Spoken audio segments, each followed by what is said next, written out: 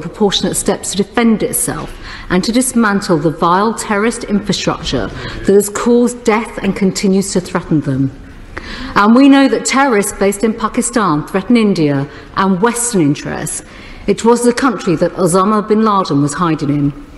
And because of the long history of violence inflicted by terrorists on India, the UK has in place long-standing security cooperation agreements with India. And in fact, last week in this House, I reminded the government of those long-standing security agreements, why they exist and why they should matter to us here in the UK. Given these links, the UK government should be at the forefront of working with our friends and allies to tackle the terrorist threats that we face collectively. While I know the Minister will not be able to speak about intelligence sharing between UK and India, can he at least confirm whether our intelligence and security services have been in contact with India about the incidents that took place and are supporting their investigations?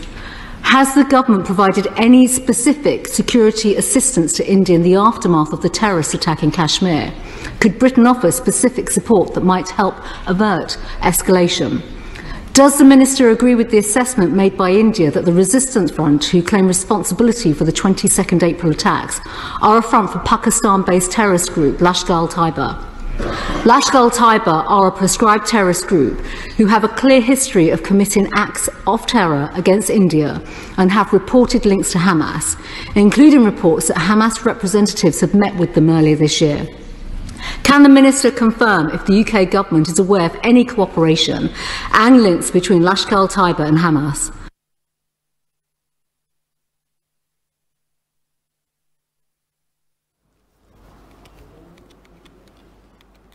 This is clearly a precarious moment, and we want to see tensions ease between India and Pakistan. We want to avoid a state-on-state military escalation. We're also clear that India has the right to take reasonable and proportionate steps to defend itself and to dismantle the vile terrorist infrastructure that has caused death and continues to threaten them. And we know that terrorists based in Pakistan threaten India and Western interests. It was the country that Osama bin Laden was hiding in. And because of the long history of violence inflicted by terrorists on India, the UK has in place long-standing security cooperation agreements with India. And in fact, last week in this House, I reminded the government of those long-standing security agreements, why they exist and why they should matter to us here in the UK. Given these links, the UK government should be at the forefront of working with our friends and allies to tackle the terrorist threats that we face collectively. While I know the Minister will not be able to speak about intelligence sharing between UK and India, can he at least confirm whether our intelligence and security services have been in contact with India about the incidents that took place and are supporting their investigations? Has the government provided any specific security assistance to India in the aftermath of the terrorist attack in Kashmir? Could Britain offer specific support that might help avert escalation? Does the Minister agree with the assessment made by India that the Resistance Front, who claim responsibility for the 22nd April attacks, are a front for Pakistan-based terrorist group Lashkar-e-Taiba?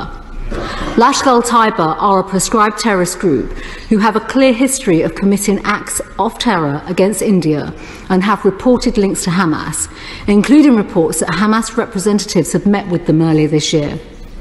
Can the Minister confirm if the UK government is aware of any cooperation and links between Lashkar-e-Taiba and Hamas? Because this is clearly... Right, Adi, UK MP Priti Patel చెప్తున్నారు. ఆమె ఏమంటున్నారు? ఇక్కడ అంటే యూకేకి సంబంధించి ఎటువంటి support ఇస్తోంది, ఎటువంటి intelligence విషయంలో ఎటువంటి భారత్కి సపోర్ట్ ఇవ్వడం జరుగుతోంది. అట్ ద సేమ్ టైం ఇప్పుడు భారత్ చేపడుతున్న ఆపరేషన్ సింధూర్కి పూర్తి మద్దతు ఉంటుంది అంటూ కూడా చెప్పుకొచ్చారు ఆమె. అంటే బ్రిటన్ మొట్టమొదటి నుంచి మనం మాట్లాడుకున్న సందర్భంలో ఎప్పుడైతే పాకిస్తాన్ పహల్గామ్ మీద అఫ్కోర్స్ పాకిస్తాన్కి సంబంధించిన ఉగ్రముఖులు కాబట్టి పాకిస్తాన్గా చెప్పడంలో ఎటువంటి అతిశయోక్తి లేదు.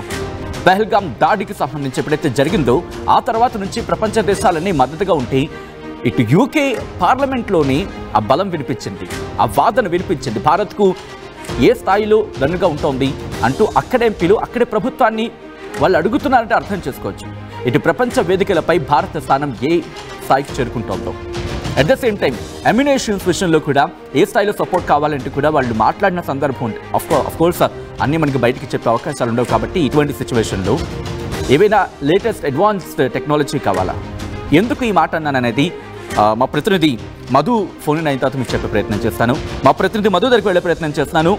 ఇటు యూకే ఎంపీ ప్రీతి పటేల్ చేసిన వ్యాఖ్యలు ఎటువంటి ఇంపాక్ట్ చూపించే అవకాశం ఉంది? At the same time Bharat ఇటు బ్రిటన్ అంటే యూకే నుంచి ఎటువంటి సపోర్ట్ తీసుకునే అవకాశం కనిపిస్తోంది? తెలుసుకునే ప్రయత్నం చేద్దాం. మా ప్రతినిధి మధు ఫోన్ లైన్లో సిద్ధంగా ఉన్నారు. మధు, ఇప్పుడు ప్రీతి పటేల్ చేసిన వ్యాఖ్యలు చూస్తుంటే బ్రిటన్ కంప్లీట్గా మనకి సపోర్ట్ వచ్చే అవకాశం ఉంది. ఎందుకంటే వాళ్ళు ఇంటెలిజెన్స్ గురించి ఆమె ప్రశ్నించారు. మన ఇంటెలిజెన్స్ ఏమైనా సపోర్ట్ వెళ్ళే అవకాశం ఉందన్న కోణంలో అక్కడ ప్రభుత్వాన్ని ప్రశ్నిస్తున్న పరిస్థితి. అఫ్ కోర్స్ మనం చూసుకున్నాం, రీసెంట్గా కొద్ది రోజుల క్రితమే వాళ్ళకి మనకి మధ్య ట్రేడ్కి సంబంధించి కూడా డీల్ కుదిరింది. సో ఇటువంటి పరిస్థితుల్లో యూకే నుంచి ఎటువంటి సపోర్ట్ వచ్చే అవకాశం కనిపిస్తోంది మనకి? ఇప్పటికే కొన్ని ప్రపంచ దేశాలు వన్ సైడ్ గా మద్దతు తెలిపినటువంటి సిచ్యువేషన్ ఉంది. ఆల్రెడీ అమెరికా కానీ, ఇజ్రాయెల్ కానీ, రష్యా కానీ ఓపెన్ సపోర్ట్ చేస్తా ఉన్నాయి. టెర్రరిజం మీద భారత్ చేస్తున్నటువంటి పోరాటానికి అన్ని రకాలుగా మద్దతు ఉంటుంది అనేటువంటి స్టేట్మెంట్ బలపరుస్తూ, తర్వాత పహల్గామ్ ఉగ్రదాడిని కూడా ఈ దేశాలు ఖండించాయి. ఇప్పుడు బ్రిటన్ కూడా మళ్ళీ పూర్తి స్థాయిలో మద్దతు తెలుపుతూ చేసినటువంటి ప్రకటన పాకిస్తాన్ ని మరింత ఇరకాటంలో పెట్టేలాంటి స్టేట్మెంట్ నిజంగా కూడా. ఎందుకంటే ప్రపంచానికి మొత్తం ఈ రోజు ఉగ్రవాదంతో ముప్పుంది. దాన్ని ఫేస్ చేస్తా ఉన్నాయి అన్ని దేశాలు కూడా, ఏదో ఒక రూపంలో ఏదో ఒక రకంగా వాటిని ఫేస్ చేస్తా ఉన్నాయి. దానివల్ల అందరూ బాధితులుగా మారుతున్నటువంటి పరిస్థితి. ఈ నేపథ్యంలో ఈ స్టేట్మెంట్ కాస్త పాకిస్తాన్ ని మరింత కార్నర్ చేసేటువంటి దిశగా ఖచ్చితంగా పనిచేస్తుందని చెప్పవచ్చు. ఇప్పటికే అన్ని రాజకీయ పార్టీ నాయకుల మద్దతు కూడగట్టారు. దేశంలో కూడా వివిధ రాజకీయ పార్టీలు, విపక్ష పార్టీలు ఉన్నా కూడా యుద్ధం విషయంలో, పాకిస్తాన్ విషయంలో టెర్రరిజానికి ఆపోజిట్ గా వెళ్తున్నటువంటి దాంట్లో భాగంగా ఆపరేషన్ సింధూర్ విషయంలో, దానితో పాటు ఇంకా కొన్ని కీలకమైనటువంటి నిర్ణయాలు తీసుకునే దిశగా కూడా భారత ఆర్మీ, భారత ప్రభుత్వం ముందుకు వెళ్తా ఉంది. ఈ నేపథ్యంలో బ్రిటన్ పార్లమెంట్ లో చర్చ జరగడము, భారత్ కు మద్దతు రావడం అనేటువంటిది కూడా మరికొన్ని దేశాలు కూడా ఓపెన్ గా భారత్ కు మద్దతు తెలిపేటువంటి అవకాశం ఉంది. ప్రపంచ వేదికల పైన పాకిస్తాన్ ని కార్నర్ చేయడానికి కూడా స్టేట్మెంట్ ఖచ్చితంగా ఉపయోగపడుతుంది. అయితే బ్రిటన్ కి సంబంధించి మాట్లాడుకునే సందర్భంలో కొద్ది రోజుల క్రితమే భారత్ బ్రిటన్ కి మధ్య ఒక ట్రేడ్ డీల్ అఫ్ కోర్స్ చాలా పీక్ అనే చెప్పుకోవాలి. ఎందుకంటే ఇంట్రెస్ట్ విషయంలో, ఎందుకంటే ఎప్పుడైతే యుద్ధ వాతావరణం ఉంటుందో ఏ దేశమైనా ఇంకో దేశం ఇన్వెస్ట్మెంట్స్కో లేకపోతే డీల్స్ విషయం వచ్చినప్పుడు ఆ యుద్ధ వాతావరణం సందర్భంలో వెనకడుగు వేస్తూ ఉంటాయి. కానీ ఇప్పుడు అది రష్యా యుక్రెయిన్ వార్ కావచ్చు, లేకపోతే ఇజ్రాయెల్ గాజా కావచ్చు, వాళ్ళకి ఆ ట్రేడ్ విషయంలో కావచ్చు, లేకపోతే వాణిజ్య విషయంలో ఇబ్బందులు ఎదుర్కొన్న పరిస్థితి చూసాం. కానీ భారత్కి ఇటు ప్రపంచ దేశాల నుంచి మద్దతు వస్తుంది, ఇన్వెస్ట్మెంట్స్ కూడా కంటిన్యూ అవుతున్నాయి. సో ఎలా చూడాలి పరిణామక్రమాన్ని? అంటే బ్రిటన్ నుంచి ఇప్పుడు పూర్తి స్థాయిలో మనకి అమ్యునేషన్స్ విషయంలో పూర్తి స్థాయిలో మద్దతు వచ్చే అవకాశం ఉందా? అక్కడ ఇంటెలిజెన్స్ కూడా ఇప్పుడు అక్కడ వాళ్ళు క్వశ్చన్ చేశారు, ఇంటెలిజెన్స్ సపోర్ట్ వెళ్తుందని చెప్పి. సో పూర్తి స్థాయిలో వచ్చే అవకాశం ఉందా? ఎందుకంటే సింధూర్ ఇంకా కంటిన్యూ అవకాశం ఉందంటూ భారత ప్రభుత్వం చెబుతోంది. కొద్దిసేపటి క్రితమే దాని ప్రకటన వచ్చింది కాబట్టి రాజ్నాథ్ సింగ్ చైర్ గా జరిగినటువంటి సమావేశంలో కీలక నాయకులంతా పాల్గొన్నారు. వివిధ పార్టీలకు సంబంధించి ఇటు కేంద్ర హోంమంత్రి అమిత్ షాతో పాటు జేపీ నడ్డా, మల్లికార్జున ఖర్గే, రాహుల్ గాంధీ, ఇలా వివిధ రాజకీయ పార్టీలకు సంబంధించి అందరు నేతలు పాల్గొన్నారు, మద్దతు తెలిపారు. దాంతో పాటు ఇటు ఫ్యూచర్ లో ఉగ్రవాదం పైన మన యుద్ధం ఉధృతమైతే, ఎందుకంటే చాలా స్పష్టంగా మోదీ స్టేట్మెంట్ ఇచ్చారు బీహార్ గడ్డపై నుంచి ఆయన మాట్లాడుతూ, ఎవరిని వదిలిపెట్టము, ఏ మూల దాక్కున్నా ప్రతి ఒక్కరిని పనిచేస్తాం, ఈసారి మేము చేయబోతుంది ఆ పనిష్మెంట్ ఇంత ముందుకు ఎప్పుడు కనీసం చూసి ఉండరు, విని ఉండరు, అలా పని చేయబోతున్నాం అనేటువంటి స్టేట్మెంట్ చేశారు. కాబట్టి దానికి ఇప్పటికే ఇందాక మాట్లాడుకున్న అమెరికా, రష్యా, బ్రిటన్ సంబంధించినటువంటి దేశాలకు బ్రిటన్ కూడా యాడ్ అయింది. తర్వాత ఇజ్రాయెల్, వీళ్ళు అన్ని రకాలుగా మద్దతు తెలుపుతాము. అన్ని రకాలుగా అనేసరికి చాలా స్పష్టంగా ఒకటి, దీంట్లో ఆయుధ పరంగా కానీ, యుద్ధ పరంగా, సైనిక పరంగా కానీ, ఇంకా దౌత్యపరమైనటువంటి విషయంలో కానీ, ఇంకా అన్ని రకాలుగా కూడా, సో ఇంటెలిజెన్స్ రూపంలో కానీ ఉగ్రవాదాన్ని తుదముట్టించడానికి అన్ని రకాలుగా మద్దతు తెలిపేటువంటి సిచ్యువేషన్ ఉంటుంది.